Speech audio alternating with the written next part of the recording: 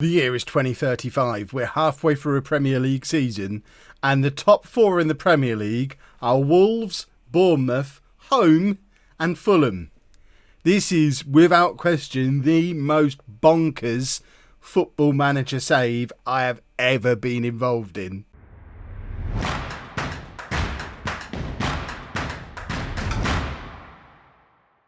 Hello and welcome to part 144 of It's Coming Home. I'm Kev, and coming up on today's episode we have an FA Cup third round tie against Shrewsbury, plus a Premier League game away against Liverpool. Since you were last with me, form has continued to be lovely. We did get ourselves knocked out of the League Cup, but I would suggest that's probably not the worst thing in the world. And weirdly, yeah, we go and lose 1-0 away against Huddersfield. Yeah, we get knocked out of the League Cup. Then we go and beat Manchester City 3-0 and Manchester United 4-0.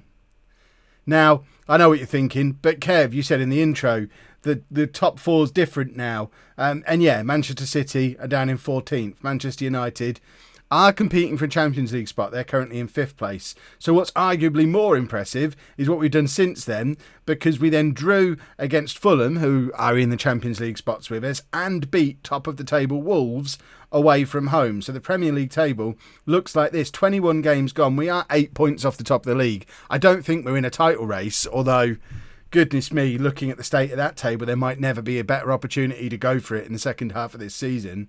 But I think that's probably asking too much. But we are 6 points clear of Manchester United in these Champions League spots. Yes, they've got a game in hand on us. Yes, there's still a long way to go. But against all odds, I am starting to dream a little bit that we might be able to secure Champions League qualification this season. Even just looking at something like the goal difference, there's 3 teams who've got significant positive goal differences, and we're one of them. We're a good team. We've got the top scorer in the Premier League. Kano is well clear of Williamson. 14 goals now for Kano. The struggle is going to be keeping hold of him during this transfer window. Although looking at that, nobody's in for him. He's got a price tag of £51 million on his head. He is a superstar. I've got to pinch myself a little bit because I don't understand what's going on. That's why we're playing in the FA Cup today, just to show you something a little bit different, because the Premier League has been so mad. We've got the Europa League doubleheader against Marseille coming up tomorrow as well. There's a transfer window going on around me. I've been given money to spend. We're not going to worry about this. FFP confuses me because looking at it on the loss one, we're allowed to lose up to 15 million and we've made £121 million of profit. But the area we're going to get caught out on is our year-on-year wage increase. We're allowed to spend £94 million on wages this year. It looks like we're going to spend £102 million, which, looking at this, I think that's just a fine based on a percentage of how far above wages we were. We shouldn't. I don't think it's a points deduction if we fail that element of FFP. If it is, that's gutting. When we're operating at such a massive profit and performing way above expectations, it'll be a real shame if wages that we can clearly afford to pay become a reason that our success gets penalised. But hopefully it doesn't come down to that. But we have got monies to spend and spend them. I'm trying to do. There's been a number of players that I've been in for over the course of the window. At the moment, the one we're trying to sign is one for next season, who's another Spanish striker on a free transfer from Real Madrid. His contract's up in the summer. He's on the transfer list there, so presumably they're not going to want him, but he would come straight into the mix as a player for next season. So hopefully we get to bring him in. But other than that, I'm not really sure what we need. Maybe another centre-back. We have looked at a couple. Alves, who we've been tracking for years, is getting better and better all the time, but we still can't afford him. And we don't need him now. We've got 2 good defensive midfielders. But really, there's not a huge amount. Looking around the better players who've been scouted, there's not a lot that's going to improve our team that's in our price range. We've hit that point where £30 million sounds like a lot, but the sort of players who are going to improve our team, 74 million, 137 million, 74 million, 162 million, 104 million, 109 million. We're probably not going to bring anyone in unless something special comes up. We keep going back and looking at Christian Mark, that he wants £300,000 a week in wages. And now Kano's done what Kano's done. I don't know that we even need this guy. He's 24 years old now, still not made it out of Brazil, still only played for them once. And for him to want the amount of money he wants is just insane. So it might be a quiet January transfer-wise, but hopefully not a quiet January goals-wise, as we put a slightly, fairly rotated team out there against Shrewsbury, and then hopefully keep our Premier League winning streak going against Liverpool. So we're going with Herrera in goal today, a back four of Candermill, Sands, Turner and Van der Laan, Thompson at the base of the midfield, Dobson and Thornton ahead of him, and then Manu behind Adrio and Dragovic. That's right, Adrio is back. He was on loan for the first half of the season at Dijon. I've recalled him from his loan because, Cheraldini requested to have his loan terminated. He's gone back to Marseille, which means he's probably going to score against us in the Europa League. I didn't even think that through when I released him from his loan, but he didn't want to stay, so we just let him go back, brought Adrio back, so Adrio can come in today and see if he can recapture some of that form from a couple of years ago. Because remember, it's as much as we're having fun and games with Kano being Premier League top scorer this season, 2 years ago Adrio was Premier League top scorer at this point, and that's why we spent nearly £1 million on him to make his loan permanent. So he kind of went off the boil a little bit last year, but then all of our strikers did. Kano didn't score many goals last year. We just had a difficult season attacking wise last year, but with our newfound attacking pomp, maybe Adrio can come back in and be as prolific as he was before. Right, I do expect a win. Get out there, do the winning, and fingers crossed. I mean, the FA Cup would be a nice competition to have a little run in again. We got to the quarter-final of the League Cup. I obviously want to win the FA Cup at some point. Oh, Adrio's in already. Less than a minute on the clock and Adrio's got his first goal of the season. That's quite impressive. He looks lively, doesn't he? He looks sharp. Let's look at this from the other angle. Candermill with a throw.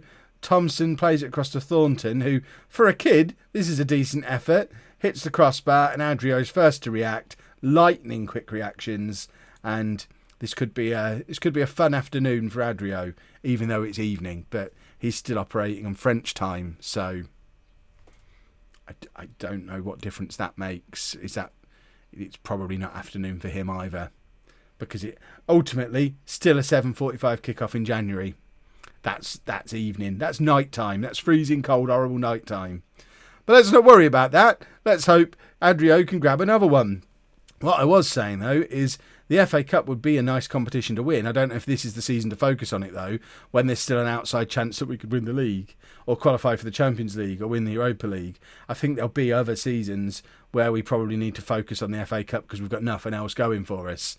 This isn't that year, and Adrio has goal number 2.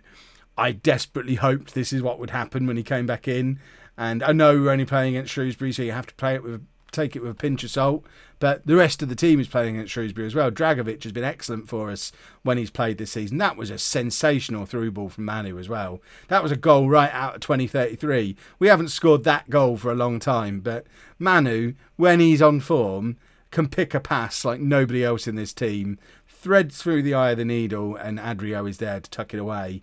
And he is loving being home. Talking of players coming home, one of the things we have tried to do this transfer window is tried to sign Dean Morris. We had an offer accepted for £8 million.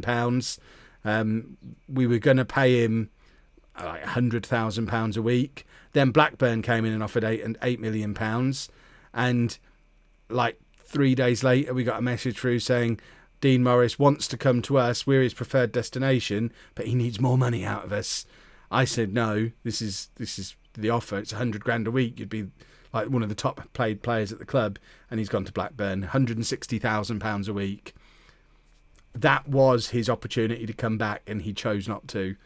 So Dean Morris will never play for home again. If he'd have come in now, it was just a nostalgia thing. He was going to be maybe our third choice defensive midfielder, fifth choice centre midfielder. He'd have played 4 or 5 times. It would have been an expensive nostalgia purchase, but he clearly forgot what side his bread is buttered, forgot where he came from, forgot who gave him his start in football all those years ago, and is now going to slum it with Blackburn when he could have come to us and won the Premier League for the third time of his career. But instead, money talks. I expected more from Dean Morris. Very disappointed in him, especially when he even said he wanted to come here, but he wants all that money even more. I would have given him a job for life as well. He'd have been my assistant manager and everything. Right, Adrio looking for his hat-trick. Drifted out quite wide. Van der Laan is there. Cross to Dobson. And that's 3-1 just before half-time. And hopefully that puts the game beyond doubt. Obviously, Shrewsbury getting back into it a little bit by grabbing their goal. But we put them back in their place. And Adrio is having a cracking game. And there is Dobson. Dobson's been very good this season. We probably need to look into maybe trying to sign Dobson permanently. Of all the players we've had in on loan in the last year or two, Dobson has probably made, I'm trying to think, I guess, the biggest impact since Adrio, I guess. We've still got Ronaldo Carr at the club but out on loan, and I think I'd rather have Dobson than Carr, so we want to try and sign Dobson permanently if we can. I mean, he's on loan from Arsenal, who, they're a mid-table team now. We're bigger than them, but they're probably going to want to use him in their own team next year based on how well he's played for us this year, so it might be easier said than done bringing him in permanently, but we shall absolutely try in the summer. And Shrewsbury are coming at us again here, and that's a lovely little pass, and that's 3-2. And all of a sudden, it's not game over after all. Herrera probably should have done a little bit better with that. We've pinned a lot of hopes on our future with Herrera. Although realistically, he's a year younger than Saidi, so he's probably never going to be a first choice for us. But he has got a lot of potential.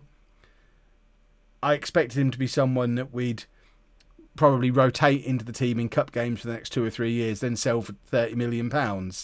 But he's not looked like that today. Van der Laan with the cross, nobody in the middle, and Shrewsbury pick up the ball again. And our midfield is looking questionable. We might need to bring on a grown-up in there instead of Thornton. Herrera now, big kick forward towards, I think that was towards Adrio. And now Dobson charging through from midfield again, plays it out to Candemill. We've got players in the middle. Cross comes in, and none of them get on the end of the cross. And ball over the top. Sands is there to cover for Candemill, and we build through the middle this time. Manu, another perfect pass to Candemill. Candemill with a lovely cross, and there's Adrio's hat-trick. But that all goes back to Manu again. How I've missed him doing this. Chernyshov is probably makes a bigger contribution more consistently than Manu, but Manu just, he does some special things at times, and that pass for Candemill, that's 2 absolutely world-class passes from him in this game, and they've led to 2 goals, and he's only on a 7 because of it. The game doesn't reward class properly. Right, let's change up this midfield as promised. We've got a lot of kids on the bench, actually. I said, let's bring on a grown-up. We don't have any grown-ups on the bench. Sands is apparently having a really poor game, so we may as well just take him off. Dodd can come on for him, who is a stopper, apparently. That's Lucas Dodd, 18 years old, making his debut. And Thompson needs to come off because he's shattered. McEachran can come on. We've met him in a previous episode already this year. And who else is a first-team regular and tired, who we might need for the Liverpool game? Candemill is probably the other one who needs to come off. So let's just do a triple. And we don't have anyone to come on for Candemill, so he's going to have to stay on. So let's take Adrio off, who is tired. And I think has done enough to suggest that he's still all right, isn't he? Let's bring Ashford on. Is Ashford the one we saw in the last episode? 17-year-old. Another one who's come through our youth system. Confirm that. And let's offer a little bit of praise to fire them up and hopefully see out the rest of this game. But Adrio right back in the first team mix again after that performance, and so is Manu. And is he going to do it again here? Manu, every time he gets the ball, I'm expecting him to do something ridiculous. Van der Laan beats his man. Dragovic is there, and that's 5. And that's just efficiency. That's what Dragovic does. That's what Van der Laan does. Van der Laan has been quite impressive. He's played his entire career as an attacking midfielder. We signed him to be our backup right back because he can do that too. And he's been brilliant at right back. He's not quite up at Riviere's level, but because he's so attack-minded, he fits into this system brilliantly. It doesn't matter that he can't really defend. It's like having a winger out there. That's a lovely goal. Shrewsbury are... are not giving up without a fight here. I don't know what league they're in. We didn't actually look into it. I've learnt nothing from the current state of the Premier League table. I've looked at, it's Shrewsbury. Who cares? They're not any good. They could be top of the Championship for all I know. I should probably have checked that out before the game. And they're coming at us again here. And if we're not careful, we're going to have a ridiculous high-scoring draw. Or even worse. Because they're coming... Here's Van der Laan, who intercepts, plays it over the top to Dragovic. We have got men in the middle. Manu deserves a goal, but the ball doesn't get across. And now Shrewsbury have got the chance to break on. So there is Manu, though, intercepting. Like I said, the man deserves a goal. Dragovic is in now. And probably should have done a little bit better. I'm losing my voice. That's not good. When we're only in the first match of the episode. It's because there's been so much action in this game. I didn't expect quite so much to be going on in a cup game against Shrewsbury. Look how dirty they are as well. Everyone, yellow cards for everyone. They're just giving them out like candies. Ridiculous.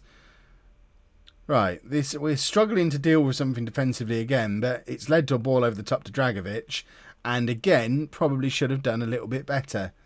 Dragovic should be disappointed with only one goal today. Turner now with a free kick, and Manu's got his goal. If anyone has ever deserved a goal, it even says at the bottom, he gets the goal his performance is warranted. He has been superb today, and that is absolutely the most deserved goal in the history of football. It's only his fourth for the season, but Manu has been absurdly good today. He deserves the man of the match. Obviously, Andrio's going to get it for scoring a hat-trick. But Manu is pushing himself front and centre again for first team consideration because he's just been so good. Van der Laan, look how far forward he starts as a right back. Dobson now to Manu. Manu tries to cheekily slot it through again, but it's the youngster who was ahead of him and he just wasn't awake to the pass, not thinking on the same level as Manu. And now a tired Candermill chases back Van der Laan, proving he can defend a little bit. And it ends Shrewsbury 3, Holme 6. What a mad, mad match that was. Now let's go and play Liverpool. On that note, there's now a huge gap. That's the 9th of January. We don't play Liverpool until the 21st of January. What on earth is going on in January 2035 that's causing no football to be played for 12 days? Is there Premier League fixtures next weekend? There is. But apparently we're just not playing in them. I wonder if whoever we were supposed to be playing is playing in the World Club Cup. Is that a thing that goes on at this time of year? Is that what it's called? World Club Holders Manchester United. Is that... So no, that was in December. Well, then I don't know. I don't know why we're not playing any football. But I'll just sit here and twiddle my thumbs for 20 minutes and then we'll play Liverpool. I get the feeling it's going to upset him turning this offer down. Barcelona in with a big offer for Sands. And this is a Barcelona who are still good. What's his release clause? 72 million. They can pay that. Oh, we'd prefer to go to Real Madrid, apparently. He's not going to either of them unless they give us a huge pile of cash. I've had to reduce Kano's release clause to make him sign a longer contract, which is a bit of a worry, but it's still a big release clause. We should be okay. But have we upset Sands by turning down that offer? We haven't. My word. There's a demonstration of how much we've progressed as a club. We're still only a 3.5-star club, but we could turn down an offer from Barcelona and not upset our player doing it. This is a series first. Well, so much time has passed since that last game. I've grown a beard. Check. I was completely clean shaven at the start of the episode. There is a bit of transfer stuff going on as well. Oh, the Turd's got a sell-on clause that we could possibly sell. No, just stay there forever. Right, what are we doing? Transfers. So, starting with outs. None of these have actually gone through yet, but Peter Turner is out of contract at the end of the season, and I'm unlikely to renew it. I mean, he's our fourth choice defender. Not really good enough to play for us. Not any remaining potential left, really. So I'll accept anything for him. He's hopefully on his way to Watford. There's a couple of others who are going to be out on loan. And then my replacement for Turner is going to be Umberto Dianzi, if I can bring him in, who is... We're going back to Celtic again. We just buy all our defenders from Celtic, apparently. That's where we got Lee from. But an Italian international centre-back at age 23 seems like a good bet. Much more like it. He's up there with Lee and Sands, better than Van der Horst. He's going to be a significant upgrade over Turner for that squad spot. And then my director of football, noticing that I like to sign defenders from Celtic, has gone in for this guy. Now, I'm not going to do anything with him until I've got a scout report back, because I generally don't trust permanent transfers from my director of football. They're almost always rubbish. He's great at loans. Can't sign a player permanently to save his life. But I'm interested in how this one pans out, purely because he's Dutch, which is always good, 20, under 21 international, left back up to Candemill, and I like the idea of a really high flare, really fast backup left back. But I don't know how good he is, so we're gonna wait and see on a scout report for him. But there could potentially be 1 out, 2 in for you in the next episode. But first, we need to play Liverpool. And we have got a slight injury problem. Curtie's picked up an injury. He's going to be out for the next month or so. So we have to go back to experimenting with Jimenez in the centre of midfield, which we haven't done for a while, because we've just been rotating him and Thompson as the holding midfield player. Thompson's not actually fit to play an entire game either, because he's returning from an injury. So it's not the ideal situation. Manu has also picked up a knock, and is only fit to be on the bench. So it's a bit of a shame for him after how well he played in the last game. And also, on that note, Adrio's injured as well. So the 2 players who were the stars of the last game and had forced themselves back into first team contention. Oh no, Adrio's unregistered. Hold the phone, Kev. Why have we not registered him again yet? Registration. Auto select. Let's get him back in. We've got to at least have him on the bench after how well he played in that last game. Who have we got on the bench as a striker? Right, Turner doesn't need to be on the bench, so Adrio can come on the bench for Turner. Sorted. So we're going with Saidi in goal, a back four of Candemill, Sands, Van der Horst and Riviere, Thompson at the base in the midfield, Jimenez and Bishop ahead of him, Chernyshov behind a Kamo and a Kano up front. That's never going to get old. And this is quite a big game for us. I know Liverpool aren't quite title contenders anymore. With contention, recent form standings have Liverpool in second place while we're first. Wowzers. Right, let's just owe them after last time. This is going to be a tricky one. So although they're not really in the title race, they are hovering just outside the Champions League positions. Look at Fulham's tumble since the start of the episode. They're down to 8th now.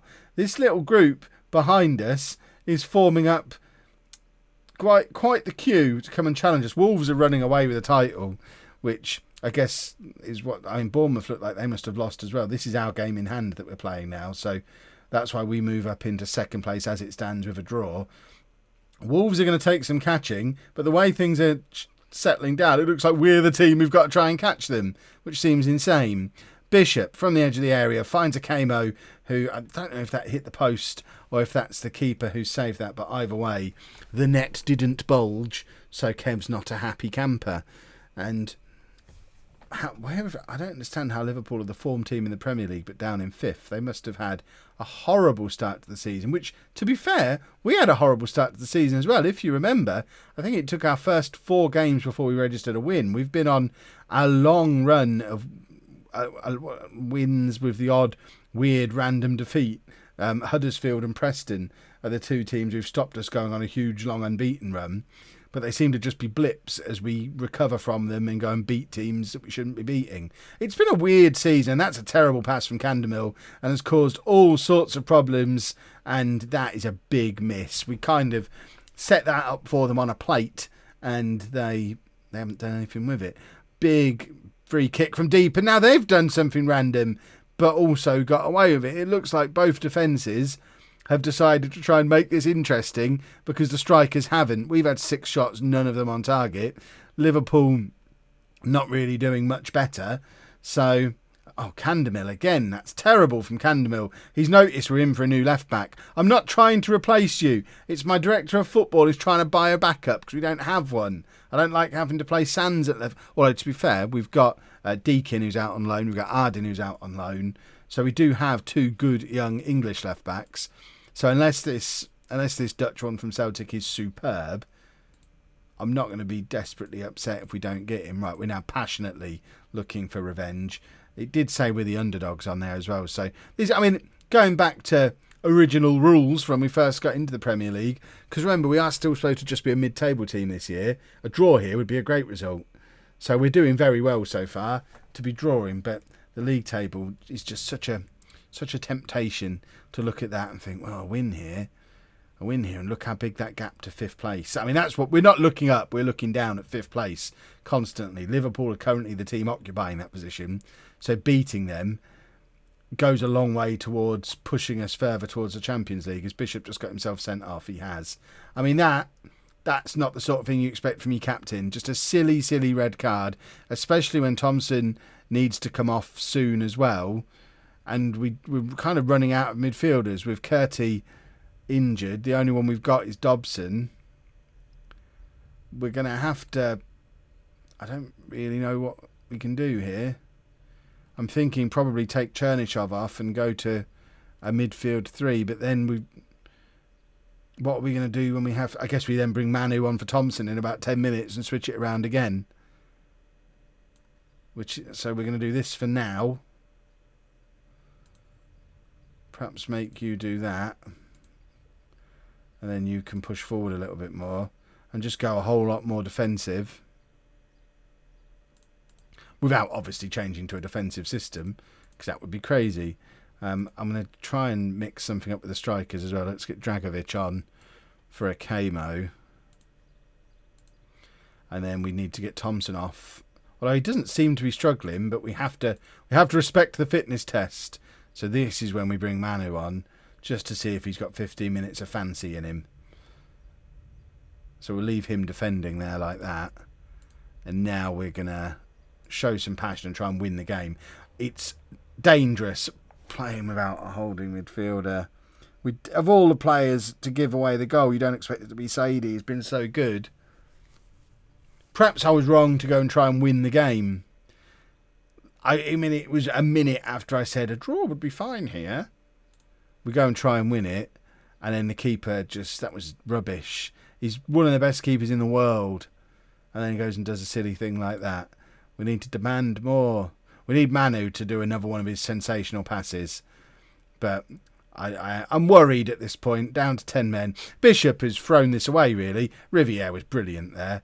And plays it forward to Manu, and now he's in a position where he can slot a pass through if he can find the right one. Candemill is there, can't get the crossover, and that move does seem to have been wasted a little bit. Jimenez across making a tackle, but he's on a yellow card. He needs to watch himself as well, especially with Curtie injured. If we would have Bishop and Jimenez both suspended for the next game, we're in trouble, and we've lost this one.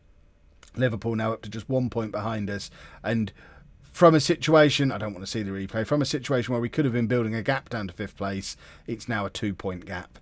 And all of a sudden, the season is starting to have a more realistic feel about it again, as Liverpool, Man United and Chelsea all seem to be charging at this top four. The romance is gone, everybody. It was fun while it lasted. I think Wolves will still win the league, but there's a very good chance it's going to be Liverpool, Chelsea and Man United who are up there in the Champions League with them, which is a shame. It's not all over yet, though.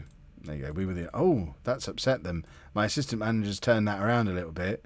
But apparently they didn't like being told they were the underdogs and it didn't matter. I like that attitude from them. Right, Bishop's both suspended and injured now. I mean, that's quite impressive. It was a stupid thing to do, though. What a numbskull. Akamo's not scored for a while. I hadn't even noticed he was on a 8-match goalless streak. Time for what's-his-face, Dragovic, to get into the team for a little while. Right. Enough of all that, though. That's so sad. We'll be back in tomorrow's video with both legs of Marseille as we refocus again on the Europa League. If you've enjoyed that, please make sure you leave a nice big thumbs up on there for me. Subscribe to the channel for daily Football Manager videos. And thank you very much for watching.